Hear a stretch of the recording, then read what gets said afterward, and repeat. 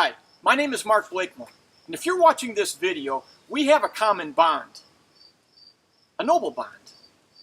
What we do is we intentionally and positively impact the lives of kids, or what I refer to as young warriors.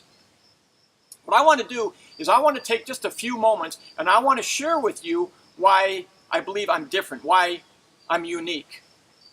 Now granted, yes, I'm a speaker. I speak to kids. But I've noticed other speakers when they talk, how they use notes and how they speak to kids. And see, that I have a different approach. I don't use notes. I speak from the heart. Because my intention, my purpose is to impact them, to move them, to create change. So what I want to do is I want to share my main goal and why I think I'm different is it was Benjamin Franklin who had the quote, you can give a man a fish to feed him or you can teach him to fish. What I want to do is I want to take the approach where I teach kids. I want to help them establish a personal philosophy, something that will help direct them through the rest of their life. Now I turned 53 in 3 months. And I believe that there's two routes that we need to take, that we need to cover when establishing our philosophy. First, we have to have a roadmap because our lives are going to be a journey. And secondly, I've learned this so well, that a well-lived life has got to be constructed. And we're going to need a blueprint.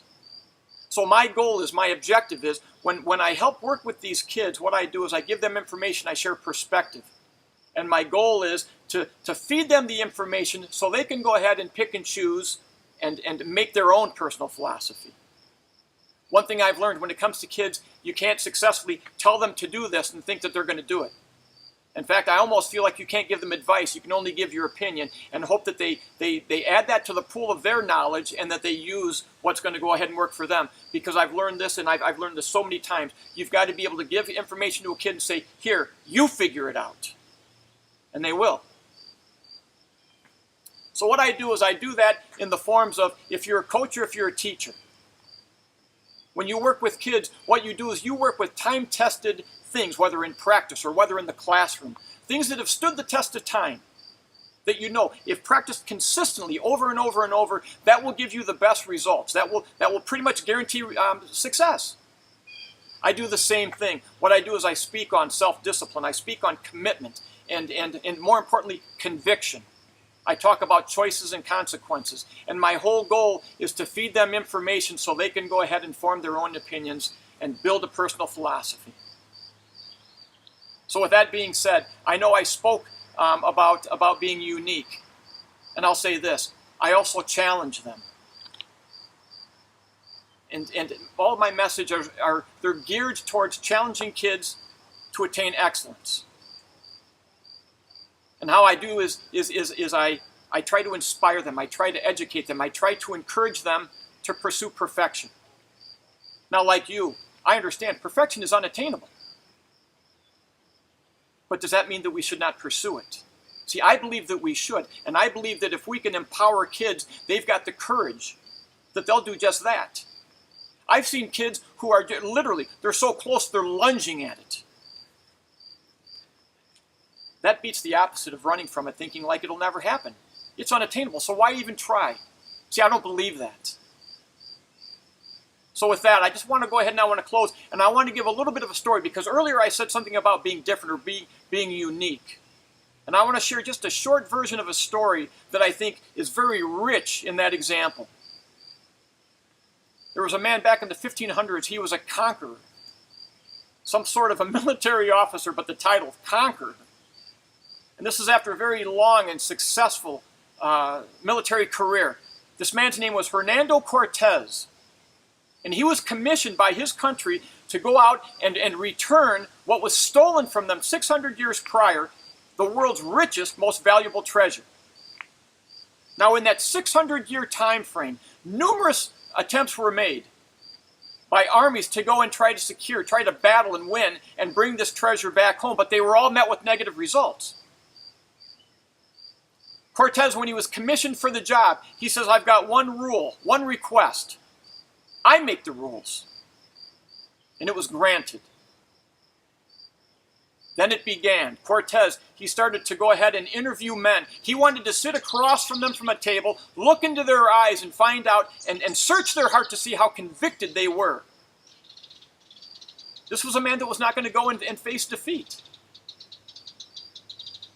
So he chose his army. His army consisted of just slightly over 500 men, about 400 army troops, and about 100 sailors.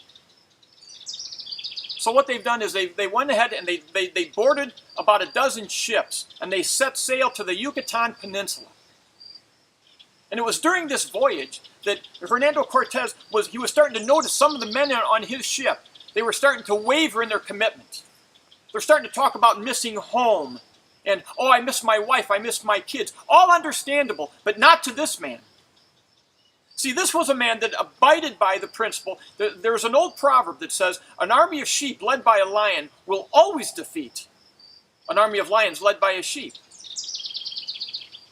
So he just figured everybody else on these other ships was doing the same thing. They were starting to waver.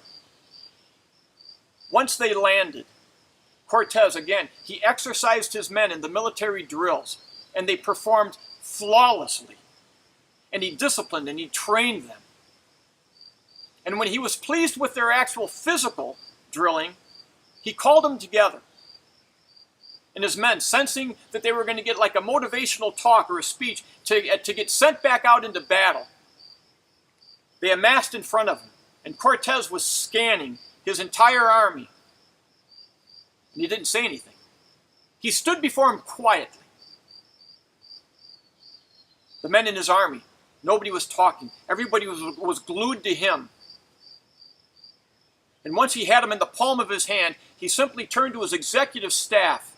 And he looked right at his lead officer and he says, "Burn our boats." He turns back to his army of men. And he says, "You want to go home and see your family? You want to get home to the life you had before? One way, you're going to defeat this army, you're going to go back on their boats." Who do you think won? The story had it Cortez's team did.